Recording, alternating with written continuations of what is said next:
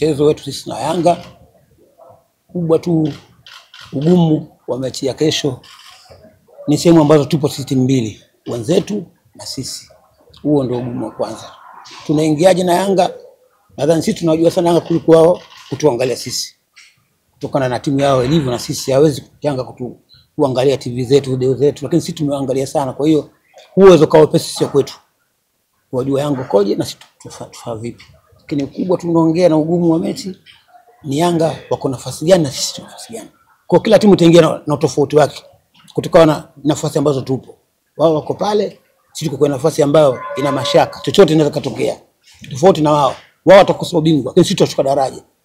Kwa hiyo kwanza ugumu uko hapo. Unajua kila mechi ina uchezaji wake na timu unaipangaje kutokana na mechi ambayo umetoka na ambao wanaenda kucheza. Huo ni udhaifu ambao tupo, lakini ndio kwanza tumefanyia kazi. Kwa sababu unaposhinda unajua adui yako pia anaweza asije kwako, kujua kumbe watu nao pia wanaweza wakafunga. Kwanza ni hicho. Mapungufu watu tunajua na tumeona, ndio kwanza tumefanyia kazi. Lakini si huko tu kwenye kuscore, hata kwenye kudefend vile tufanyia kazi. Kwa sababu unaweza ukafunga huko nako ukafungwa. Kwa hiyo tumeingia kama timu.